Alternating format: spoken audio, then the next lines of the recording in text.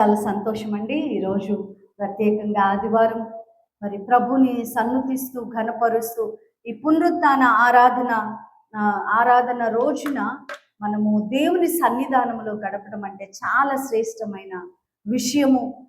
దేవుడు ఎంతగానో ఆయన కృపను చూపించి ఆయన ఆయన సన్నిధానంలో మనల్ని పిలుచుకుంటాడు. ఆయన యొక్క మందిరములో గడపడం అంటే చాలా శ్రేష్టమైన ఆశీర్వాదం. ఆమేన్, హల్లెలూయా. ఎందుకనంటే ఆయన మనతో స్పెండ్ చేయడానికి ఇష్టపడుతున్నాడు, మనం ఆయనతో స్పెండ్ చేయడానికి ఇష్టపడితే ఎంతో దీవెనకరం, మేలుకరం. లోకములో ఎంతో మంది వారి యొక్క కోరికలతో, ఇచ్చలతో, ఆశలతో మరి ఏందో లోకములో ఉన్న సంతోషాలతో ఎంటర్టైన్మెంట్ కోసం ఆదివారం అంటే సినిమాలకు వెళ్ళే వాళ్ళు చాలా మంది ఉన్నారు. ఫ్యామిలీస్తో టైం పాస్ చేస్తూ ఎంటర్టైన్మెంట్ చూడడానికి వెళ్ళే వాళ్ళు చాలా మంది ఉంటారు. కానీ ప్రభు అంటాడు, నీ పూర్ణ హృదయముతో, పూర్ణ మనసుతో, పూర్ణ ఆత్మతో ఆయన నామాన్ని సేవించాలి. ఆమేన్. సంపూర్ణ ఆత్మతో మనము పరిపూర్ణంగా ఆత్మతో సత్యముతో ఆయన సన్నిధానంలోకి వచ్చినప్పుడు ఆయన్ని ఆరాధించవచ్చు. కాబట్టి మరి ఆయన మందిరములో ఉండటం అనేది చాలా శ్రేష్టమైనది. ఈరోజు దేవుడు తన వాక్కును బయలుపరిచి మనతో మాట్లాడును కాక. ఆమేన్. చిన్న మందా భయపడకము అంటున్నాడు దేవుడు. ఒక్కరు ఉన్న, ఇద్దరు ఉన్న, 10 మంది ఉన్న, 100 మంది ఉన్న, 500 మంది ఉన్నా మాట్లాడే దేవుడై ఉన్నాడు. ఆమేన్. లేఖన భాగంలోనికి వెళ్ళిపోదాం. ఫిలిప్పీలకు రాసిన పత్రిక 2వ అధ్యాయం.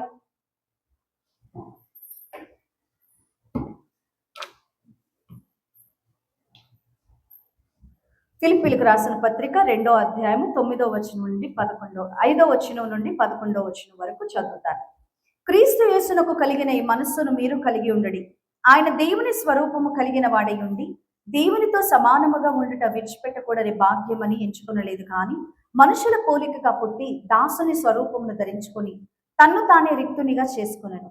మరియు ఆయన ఆకారమందు మనుషుడిగా కనపడి మరణము పొందునంతగా, అనగా శిలువ మరణము పొందునంతగా విధేయత చూపిన వాడై తన్ను తాను తగ్గించుకొనెను. అందుచేతను పరలోకమందున్న వారిలో గాని, భూమి మీద ఉన్న వారిలో గాని, భూమి క్రింద ఉన్న వారిలో గాని ప్రతి వాని మోకాలు యేసు నామమును వంగునట్లు, ప్రతి వాని నాలుకయు తండ్రి అయిన దేవుని మహిమార్థమై యేసుక్రీస్తు ప్రభువుని ఒప్పుకొనున్నట్లును దేవుడు ఆయనను అధికముగా హెచ్చించి ప్రతి నామమునకు పైనామమును ఆయనకు అనుగ్రహించును. ఆమేన్, హల్లెలూయా.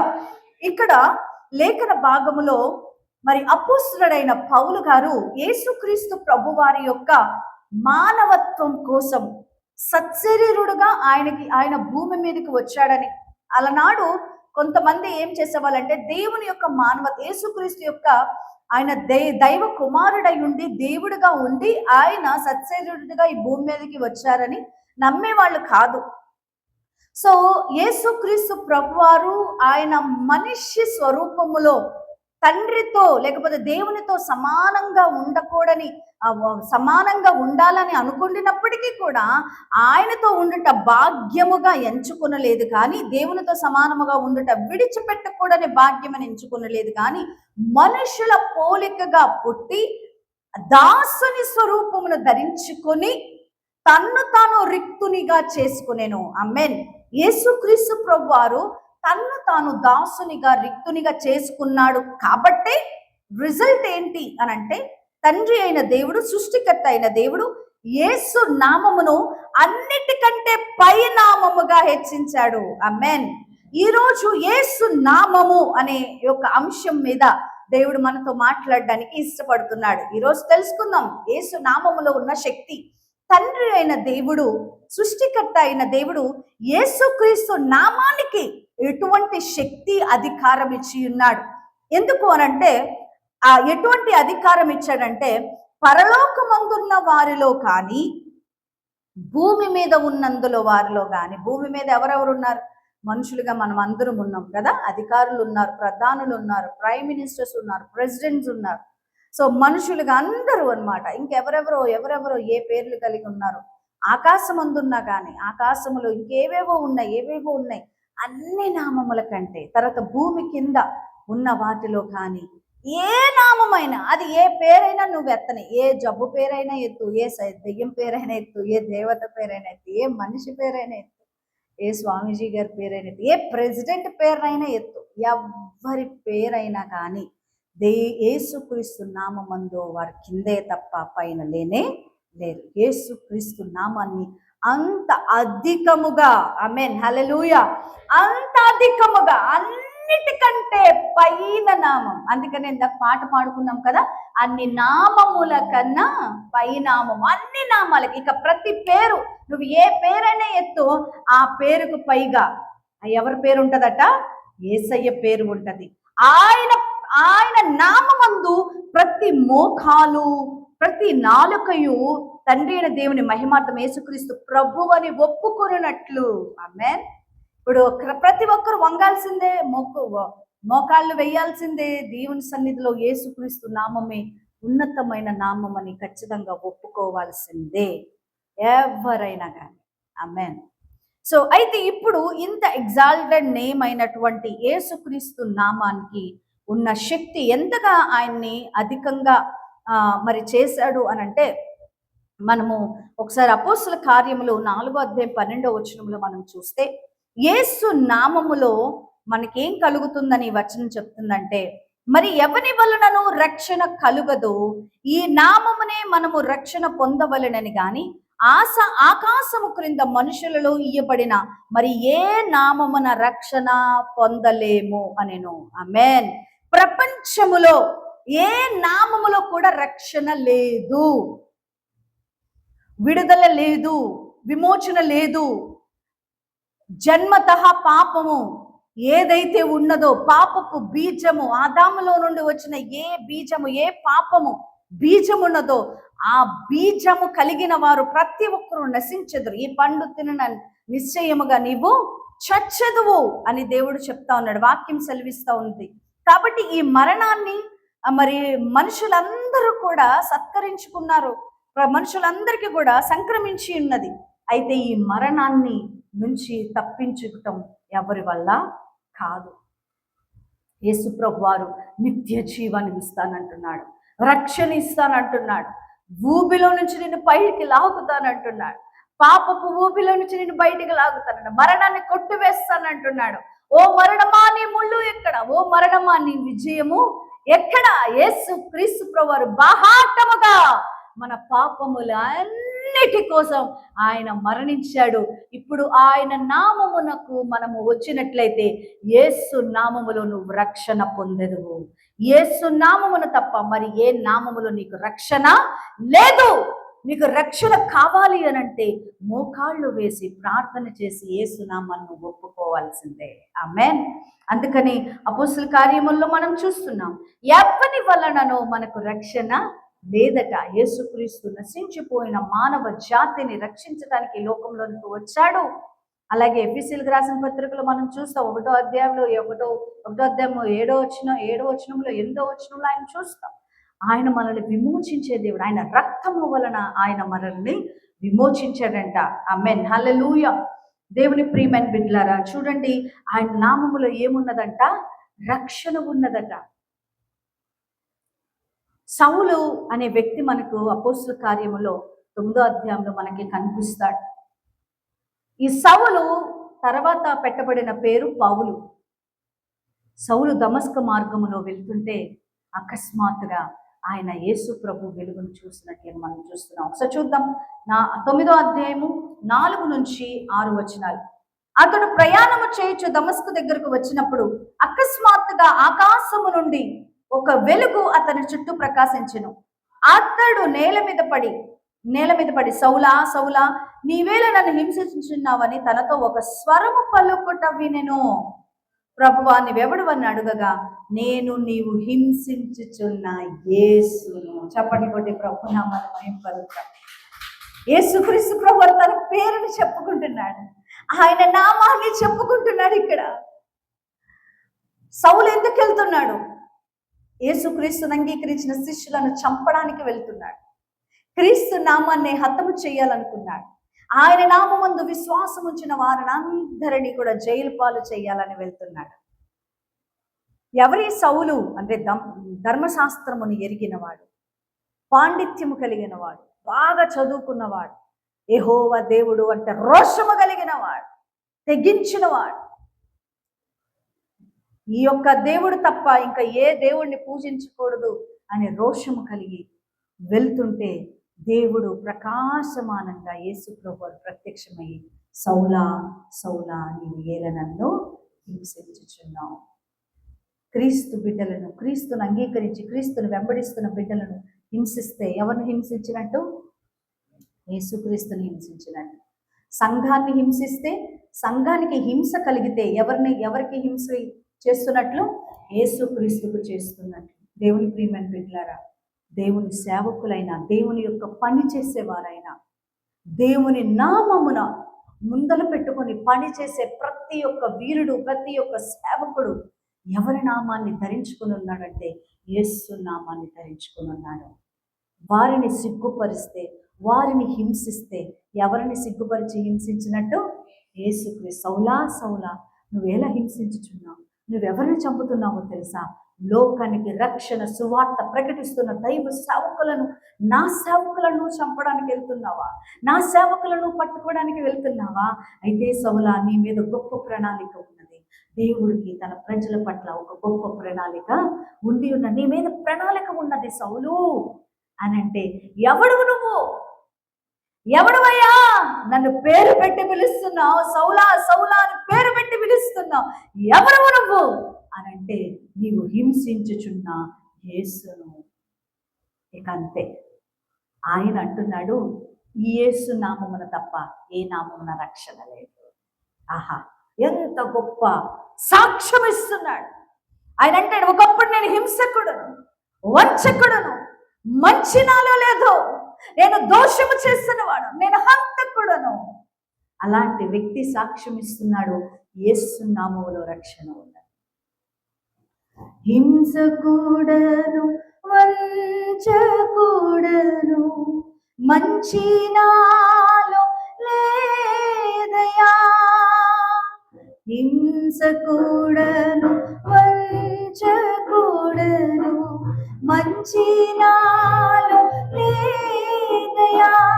క్షమించిన, రక్షించిన వింత ప్రేమ నీదయా.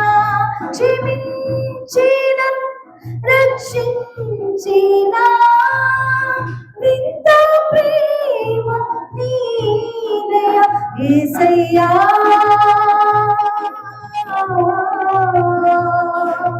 నా యేసయ్యా, యేసయ్యా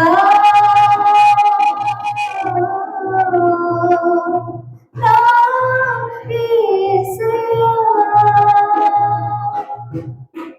మా పాస్టర్ గారు రాసిన పాటలు అనేకములు, చాలా దగ్గర 300 పాటలు మా పాస్టర్ గారు రాశారు. కె రాజుబయ్య, నిన్నే నిన్నే కొలుతున్నాయా నీవేనా రాజుబయ్య, పరదేశి ఓ పరదేశి, ఇలాంటి అద్భుతమైన పాటలు రచించి ప్రభు కొరకు తన జీవితాన్ని అర్పించుకొని సేవ, ఆఖరి నిమిషం వరకు సేవ చేసిన దైవ సేవ. ఆమేన్. హింసకుడను, వంచకుడను, మంచి నాలో లేదు. నేను ఒకప్పుడు దోషకుడును, ఒకప్పుడు నేను హతము చేయడానికి నా చేతులు ముందలకు వచ్చాయి. అయితే ఈరోజు ప్రభు నన్ను రక్షించాడని దీనదాసుడిగా ప్రజల ఎదుట, అన్య జనుల ఎదుట, రాజుల ఎదుట, యూదుల ఎదుట, సమాజ మందిరములో బహిరంగంగా రాళ్లతో కొట్టి ఇసురుతో కొడుతుంటే యేసు నామము కోసం నిలబడ్డాడు అంతే ఆయన. ఆమేన్, హల్లెలూయా. రాళ్ళు విసురుతుంటే, రాళ్ళు రువ్వుతుంటే అనేక మారులు రాళ్లతో కొట్టించుకున్నాడు. ఎవరి పౌలు అంటే, ఒకప్పుడు అతడు సౌలు, ఒకప్పుడు అనేక మందిని హింసించిన వాడు, ఒకప్పుడు అందరినీ హింసించి కొట్టి వేదన పరిచి జైల్లో పడేసిన వాడు. కిరాతకంగా ఆడవాళ్ళని పిల్లలని చూడక వారిని హింసించిన సౌలు ఈరోజు సమాజ మందిరాలలో బట్టలు చించుకొని, బట్టలు లాగితే, దోచుకుంటే అనేక మార్లు సముద్రంలో పడి విషపూరితమైన జంతువులతో శరీరం మీద ఎన్నో గాయాలు కొట్టించుకున్నాడు, నిందించబడ్డాడు, రాళ్లతో రువ్వించబడ్డాడు, ఉమ్మివేయబడ్డాడు. ఎందుకో తెలుసా?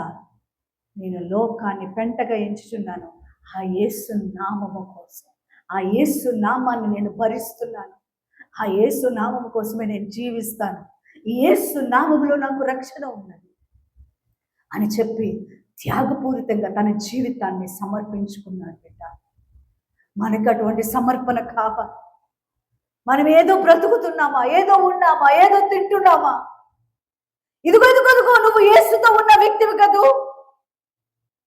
ఒక పిల్ల అంటుంది, నువ్వు యేసుతో ఉన్న వ్యక్తివి కదూ, ఆ శిలువ వేయబడుతున్న యేసుతో ఉన్న వ్యక్తివి కదూ అంటే పేతురు అంటాడు, లేదు లేదు, ఆయన ఎవరో నాకు తెలియదు, ఆయన ఎవరో నాకు తెలియదు.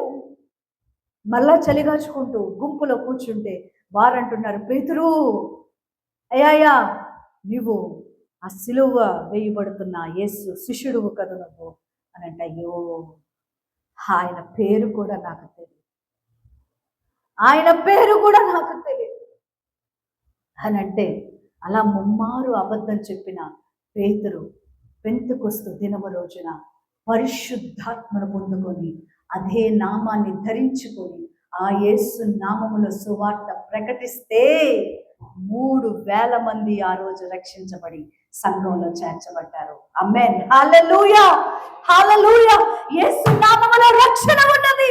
నీ పాపాలు క్షమించబడతాయి, మరణము కొట్టివేయబడుతుంది, నిత్య జీవము నీకు వస్తుంది. ఆ యేసు నామాన్ని పట్టుకున్న నీవు ఆ యేసు నామము కోసం నువ్వు బ్రతకాలి అంతే. ఆఖరి వరకు బ్రతుకు.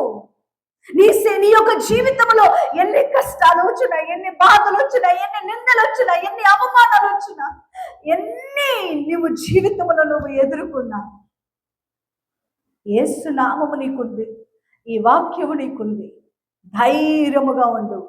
యేసు నామములో ఒకవేళ హింస పడాల్సి వస్తే పడు, అది పరలోకములో అధికమవుతుంది నీ ఫలము. పరలోకములో నీ ఫలము అధికమవుతుంది. అంతేకాని యేసు అంటే ఎవరో నాకు తెలియదని నటించొద్దు. యేసు అంటే ఎవరో నాకు తెలియదని నువ్వు నటించొద్దు, వేషధారణ చేయవద్దు. ప్రభు గాయపడతాడు, నిన్ను రక్షించిన యేసు గాయపడతాడు. యేసు అనే నామమును నువ్వు నోటితో పలుకుతూ ఉన్నప్పుడు సాక్ష్యము చెప్పుటకు సిగ్గుపడొద్దు. నువ్వు ప్రజల ఎదుట ఒప్పుకుంటే పరలోకమందు దేవత దూతల ఎదుట నీ పేరు ఒప్పుకుంటాడు దేవుడు. ఒకవేళ ఇక్కడ నువ్వు చెప్పడానికి సిగ్గుపడితే ఆయన తల ఉంచుకుంటాడు. ఆయన హృదయము గాయపడుతుంది బిడ్డ, ఆయన హృదయము గాయపడుతుంది. ఎవరు ప్రేమించినంతగా నిన్ను ప్రేమించాడు. మరణము కంటే బలమైన ప్రేమ అంటారు. యేసయ్య ప్రేమ ఏంటంట? మరణము కంటే బలమైన ప్రేమ. బలమైన, మరణమే చాలా బలమైంది. ఎవడైనా మనిషి మరణానికి భయపడతాడు. మరణానికంటే బలమైన ప్రేమ, నిలవరమైన ప్రేమ, శాశ్వతమైన ప్రేమ యేసు నామములో దేవుని ప్రేమ మనకు అందుతుంది. ఈ భూమి మీద ఆకాశమందున్నవి కానీ, ఆకాశమందు నీకు సూర్య చంద్ర నక్షత్రములు తేజస్సు ఏమైతే, ఏ బ్రైట్ స్టార్ ఏదైనా కనిపించింది, నువ్వు ఏమి తగిలించుకున్నా, దేన్ని పూజించడానికి రక్షణ లేదు. భూమి మీద ఉన్న సృష్టి ఏది నీకు కనిపించినా, రాయి రప్ప నీరు అగ్ని ఏది కనిపించినా, ఏ పేరులో నీకు రక్షణ. భూమి కింద ఏదైతే ఉన్నదో ఏ నామమున రక్షణ లేదు. యేసు నామం మనకు దొరికింది, బంగారంలాగా దొరికింది, ముత్యములాగా దొరికింది, వజ్రములాగా దొరికింది. కృపచేత ఆ నామాన్ని అందుకొని, ప్రభువా ఇక నీ నామమందు నేను జీవిస్తానయ్యా, నీ నామానికి సాక్షిగా నేను నిలబడతానయ్యా, నీ రక్షణను పొందుకున్న నేను నీ సాక్షిగా నేను జీవిస్తాను. ఆమేన్, హల్లెలూయా. సమరయ స్త్రీకి దొరికింది యేసు నామం. యేసు, నేను యేసును చూశాను, నేను మెస్సయ్యాని కనుగొన్నాను అని కేక వేస్తూ వెళ్తుంటే, ఏంటి ఈమె లోపల ఉన్నది కదా, ఇప్పుడు దాకా సిగ్గుమాలిన జీవితాన్ని జీవించింది కదా, ఏమేంటి పెద్ద సాక్ష్యం చెప్తుంది. ఆ రోజు ఆమె చెప్తున్న సాక్ష్యం అంట కొన్ని 100 మంది ఆ ఊరిలో విన్నారంట. నా కోసము నా జీవితాన్ని బయలుపరిచిన మెస్సయ్యాని నేను కనుగొన్నాను. నీ జీవితం నీ భర్తకు తెలియకపోవచ్చు, నీ భార్యకు తెలియకపోవచ్చు, నీ బిడ్డలకి తెలియకపోవచ్చు, నీ తల్లిదండ్రులకు తెలియకపోవచ్చు. God is scanning your life. నీ ప్రాణ ఆత్మ దేహాలను ఆయన స్కాన్ చేస్తే స్పష్టంగా ఆయనకు కనిపిస్తావు. గొప్ప విషయం ఏంటంటే నిన్నుగా దేవుడు ప్రేమిస్తున్నాడు. ఆమేన్. నువ్వెంతటి పాపివైనా, నువ్వు ఇంకనూ పాపములో ఉండగానే క్రీస్తు మన కొరకు చనిపోయెను అని వాక్యము సెలవిస్తాం. ఆమేన్. హల్లెలూయా. యేసు నామములో ఏమున్నదట? రక్షణ ఉన్నది. ఈ రక్షణ ఎవడు దొంగతనం చేయడు మీ దగ్గర? ఎవరు దొంగతనం చేయరు. నీకున్న డబ్బుని దొంగతనం చేస్తారు, నీకున్న ఆస్తిని దొంగతనం చేస్తారు, నీకున్న మంచి పేరును చెడగొడతారు. ఒకవేళ నువ్వు చదువుకుని ఉంటే నీ సర్టిఫికెట్స్ని కూడా కాల్ చేస్తారు. కానీ నీలో బ్రతుకుతున్నా, నువ్వు పొందుకున్న ఆ యేసును మాత్రం ఎవ్వరు నీలోంచి తీసివేయలేరు. ఆఖరికి నీ శరీరాన్ని నువ్వు వదిలేటప్పుడు కూడా ఆ యేసునామం నీతోనే వస్తుంది. నిత్యము యుగ యుగములు దేవుని ఎదుట మనం జీవిస్తాం. హల్లెలూయా. ఆయన మహిమ, అందుకే ఆయన వాక్యం సెలవిస్తుంది, నిత్య జీవాన్ని నీకు ఇస్తానంట. ఎక్కడమ్మా నిత్య జీవం అంటే? పరలోక రాజ్యం. స్టెఫెను చూస్తున్నాడు ఆ యేసు ప్రభువుని. తండ్రి కుడి పాశన నిలబడి స్టెఫెన్ని ఆహ్వానిస్తున్నాడంట. స్టెఫెన్ అప్పుడు ఏం చేయబడుతున్నాడు? రాళ్లతో కొట్టబడుతున్నాడు. యేసు నామము కోసం రాళ్లతో చావు దెబ్బలు తింటూ ఆ యేసుని కన్నులారా చూచుచూ అంటున్నారు, అయ్యా వీరేం చేయించున్నారు, వీరెరుగరు కనుక వీరిని క్షమించండి అని ఆయన ప్రాణ ఆత్మను యేసయ్యగా అప్పగించుకున్నాడు. ఆ శృంగారమైన వీధుల్లోనికి వెళ్ళిపోయాడు, ఆ వెలుగులోనికి వెళ్ళిపోయాడు. ఆమేన్. శృంగార నగరమది నాత్మ చూచుచున్నది, అందాల నగరిలో నాకున్నది నా యేసు సన్నిధి నాది. సియోను పురమే నాకున్నది, అంతము కాదు సమాధి. శృంగార నగరమది, కన్నీరలేదు, కష్టాలు లేవు, శోధన బాధలు లేవు. కన్నీరలేదు, కష్టాలు లేవు, శోధన బాధలు లేవు. ఆనందగాన తరంగములు, ఆనందగాన తరంగములు, నా యేసుకే స్తుతి హారతులు, నా యేసుకే స్తుతి హారతులు. శృంగార నగరమది నా ఆత్మ చూచుచున్నది, అందాల నగరిలో ఉన్నది నా యేసు సన్నిధి నాది. సియోను పురమే నాకున్నది, అంతము కాదు సమాధి. శృంగార నగరమది. హల్లెలూయా. ఆ నిత్య జీవములోనికి ఎవరు ప్రవేశించారు? స్టెఫెన్. ఎందుకో తెలుసా? యేసు నామములో రక్షణ ఉన్నది. ఆ యేసు నామాన్ని పొందుకున్నాడు, నిత్య రాజ్యములోనికి వెళ్ళిపోయాడు. ఆమేన్. యేసు నామములో మొట్టమొదటిగా ఏమున్నదండి? రక్షణ ఉన్నది. రెండవది యేసు నామములో ఏమున్నది చూద్దాం. అపోస్తల కార్యములు 3వ అధ్యాయం 4వ వచనం నుంచి మనం చదివినట్లయితే, పేతురును యోహానును వారిని తేరి చూచి మా తట్టు చూడమనిరి. వాడు వారి యొద్ద ఏమైనా దొరుకునేమో అని కనిపెట్టుచు వాని యందు లక్ష్యముంచెను. అంతటా పేతురు, వెండి బంగారములు నా యొద్ద లేవు, కానీ నాకు కలిగినదే నీకిచ్చుచున్నాను. నజరేయుడైన యేసుక్రీస్తు నామమున నడువుమని చెప్పి వాని కుడి చెయ్యి పట్టుకుని లేవనెత్తెను. వెంటనే వాని పాదములు చీల మండలములు బలము పొందెను. దేవునికి స్తోత్రం. యేసు నామమున ఏమున్నదంట? స్వస్థత ఉన్నది. రెండవది ఏమున్నది? స్వస్థత ఉన్నది. క్యాన్సర్ అదేంటిది? పేరేనా? బీపీ పేరేనా? షుగర్ పేరేనా? అనారోగ్యాల పేర్లు ఏంటి చెప్పండి? ఏ పేరైనా కానీ ఆ పేరు యేసు నామములో వంగాల్సిందే. మోకాళ్ళయ్యా. ఈ వ్యక్తికి ఉన్న భయంకరమైన స్థితి ఏంటి అంటే, పుట్టినప్పటి నుండి కాళ్ళు లేవు.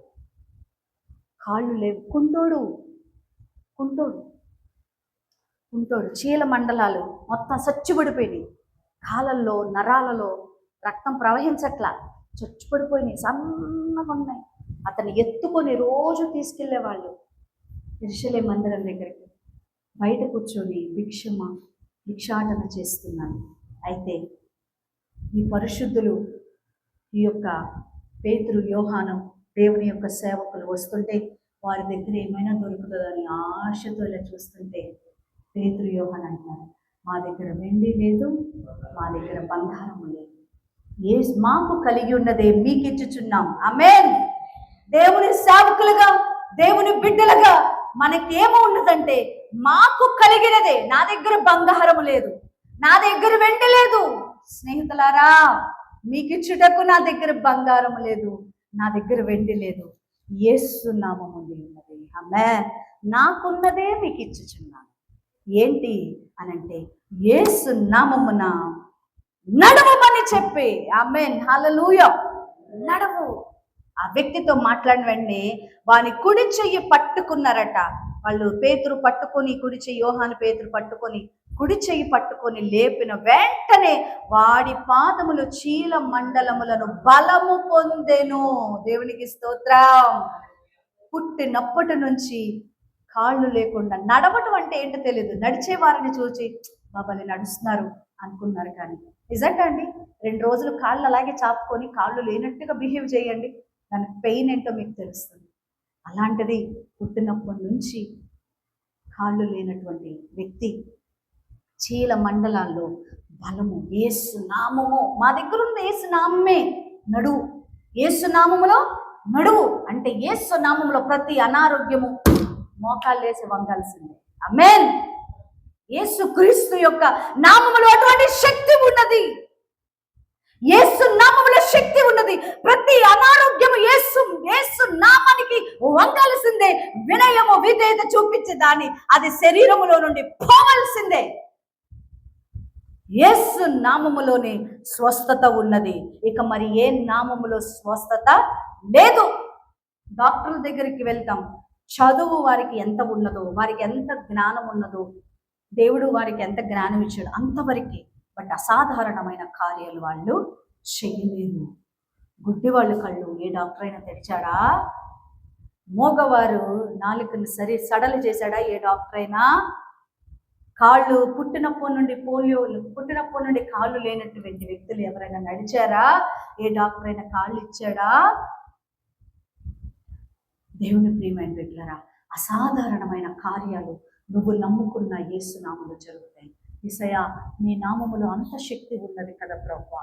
అలనాడు ఒక కుంటివాడిని బాగు చేసావు కదయ్యా, ఈరోజు నన్ను బాగు చేయవా, నన్ను స్వస్థపరచువా, ఈ అనారోగ్యం నుంచి నాకు విడుదల దయచేవా అని అంటే దేవుడు విడుదల చేస్తాడు.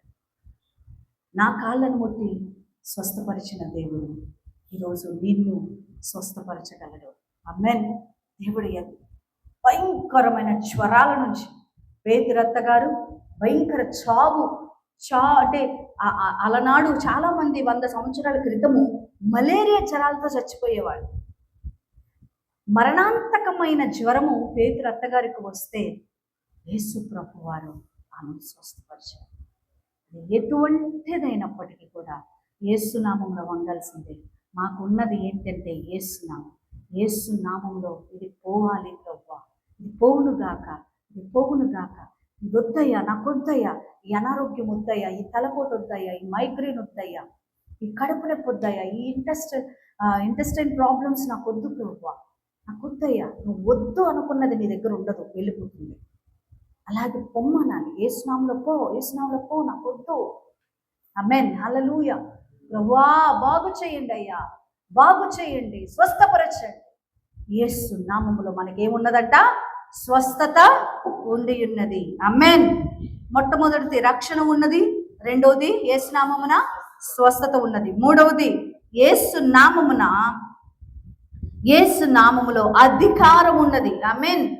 ఎవరి మీద అధికారం ఉన్నదట? అపవిత్రాత్మల పైన అధికారము ఉండి ఉన్నది. మార్కు సువార్త 16వ అధ్యాయం 17 వచ్చింది. నమ్మిన వారి వలన ఈ సూచక క్రియలు కనబడవు. ఏమనగా నా నామమున, హల్లెలూయా, వాక్యం సెలవిస్తుంది, నా నామమున దెయ్యములను మీరు వెళ్ళగొట్టుదురు, కొత్త భాషలో మాట్లాడుదురు, పాములను నెత్తి పట్టుకుందురు, మరణకరమైనది ఏది త్రాగినను అది వారికి హాని చేయదు, రోగుల మీద చేతులుంచినప్పుడు వారు స్వస్థత నొందుదరని వారితో చెప్పాను. ఆమేన్, హల్లెలూయా. ఆయన నామమున ఏంటంట? దెయ్యములను వెళ్ళగొట్టొచ్చంట. అటువంటి అధికారం సాతానుపై దేవుడు మనకేమిచ్చాడు? అధికారం ఇచ్చాడు. సాతానుపై అధికారం ఇచ్చును శక్తి కలిగిన యేసు నామము. సాతానుపై అధికారం ఇచ్చును శక్తి కలిగిన యేసు నామము. శత్రు సమూహముపై జయమునిచ్చును జయశీలుడైన యేసు నామము. శత్రు సమూహముపై జయమునిచ్చును జయశీలుడైన యేసు నామము. యేసు నామము జయం జయము, సాతాను శక్తుల్ లయం లయము. యేసు నామము జయం జయము, సాతాను శక్తుల్ లయం లయము. హల్లెలూయా హోసన్నా, హల్లెలూయా హల్లెలూయా ఆమేన్, హల్లెలూయా హోసన్నా, హల్లెలూయా హల్లెలూయా ఆమేన్, ఆమేన్. అన్ని నామముల కంటే పై నామము, ఆయన నామములో అధికారం పెట్టాడు. ఈ అధికారము దెయ్యాలను అపవిత్రాత్మలను కూడా వెళ్ళగొట్టే అధికారం. ఆమేన్. సమస్తము మీద అధికారం ఉన్నది. అందుకనే పౌలు కూడా అపోస్తల కార్యములు 16వ అధ్యాయం 18వ వచనంలో మరి అపవిత్రాత్మలు పట్టిన ఒక స్త్రీ, ఆమె ఇలాగ అనేక దినములు చేయుచుండని కనుక పౌలు వ్యాఖ్యలు పడి దాని వైపు తిరిగి, నీవు ఈమెను వదిలిపొమ్మని యేసు నామమున ఆజ్ఞాపించుచున్నాను. హల్లెలూయా. ఎవరి పేరునా? అందుకని సైతాన్ ఒక చోట స్కేవా కొడుకులతో అంటాడు, పౌలు తెలుసు, పేతురు తెలుసు, మీరు ఎవరి పేరట మీరు వెళ్ళగొడుతున్నారు, మీరెవరు మాకు తెలియదు. దేవుని ప్రియమైన బిడ్డలారా, పౌలు, పేతురు వీళ్ళందరూ యేసు నామములో దెయ్యాలను వెళ్ళగొట్టారు. ఆమేన్. యేసు నామమున, యేసుక్రీస్తు నామమున నేను పొమ్మని ఆజ్ఞాపిస్తున్నాను. హల్లెలూయా.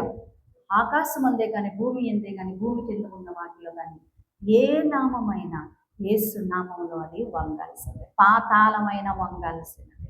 కాబట్టి ఈ అద్భుతమైన నామము మనం ఈరోజు కలిగి ఉన్నాము. యేసయ్యా, నీ నామములో అడుగుతున్నానయ్యా, నాకు రక్షణ ఇచ్చు. నీ నామములో అడుగుతున్నానయ్యా, నాకు స్వస్థత ఇవ్వండి. నీ నామములో అడుగుతున్నానయ్యా, ఈ చీకటి నుంచి, బంధకాల నుంచి నాకు విడుదల దయచేయి ప్రభువా. ఈ యొక్క కలవరాలు మాకు వద్దయ్యా. కొన్నిసార్లు నిద్ర పట్టకపోవటం, పిచ్చి పిచ్చి కలలు రావటం, దెయ్యాలు కనపడటం, ఏమేమో సౌండ్లు వినిపించటం, ఇలాగా గందరగోళ స్థితిలో చాలామంది ఉంటారు. అయితే వారందరికీ చెప్పేది ఏంటి అంటే, యేసుక్రీస్తు నామంలో విడుదల ఉన్నది ప్రభువా. ఈ నామంలో విడుదల ఉన్నది కాబట్టి నీ నామాన్ని నేను స్మరిస్తానయ్యా. యేసు నీ నామాన్ని స్మరిస్తాను అంటూ యేసుక్రీస్తు నామంలో ఉన్న శక్తిని మనం తెలుసుకున్నాం. కాబట్టి ప్రభువా, నీ యొక్క కృపను నా మీద ఉంచి ఈ నామంలో సమస్తము చేయించి కృప నాకు దయచేయమని మనం అడుగుదాం, ప్రార్థన చేసుకుందాం.